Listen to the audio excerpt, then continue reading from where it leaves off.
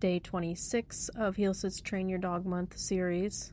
Tonight we are using foot targets to teach creative place. We're warming up just with that foot target that we used in the previous video just to make sure she still remembers that I want her to put her feet on there, and that's going great. And from here we're going to use this target to get her to put her feet up on some other things. Now this becomes a really useful behavior for a lot of reasons. This can help dogs who don't want to get in the car learn how to get in the car. It also can really help when you have a reactive dog and you're trying to give them something to do to keep them focused on you when a trigger is passing. If their feet are up on something and they are just focused on you, they're less likely to react. Sazz was doing well with the target on the ground, so I put it on the pan just as I did in the previous video, and she's still doing a great job.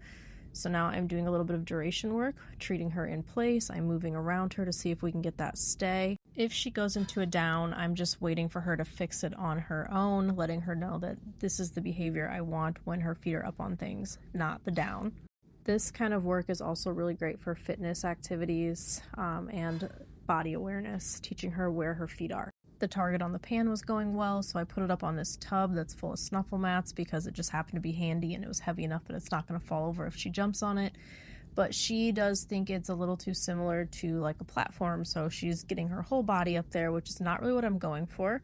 She is targeting the target first, but then just pulling her butt up. So what I tried to do first was just send her away the minute her feet were on there. This would have been a great time to pull out a clicker, which I did not do.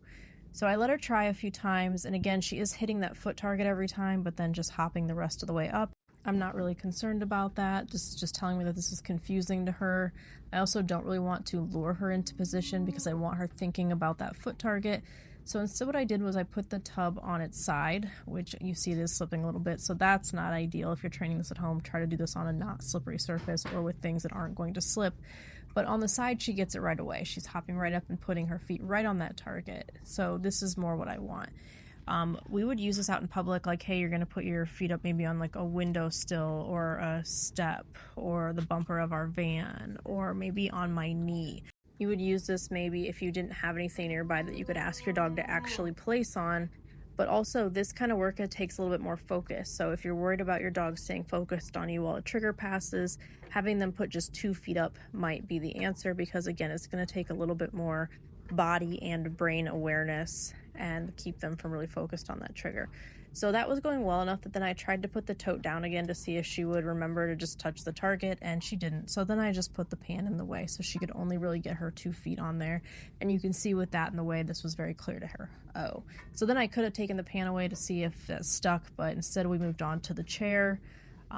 And again, my dogs are very used to jumping all the way into chairs, so I was kind of curious to see if she was going to throw her whole body up there, but she was looking for the target, which I wanted to see, and doing a great job of just getting her front 2 feet up on it, and then I was able to send her away.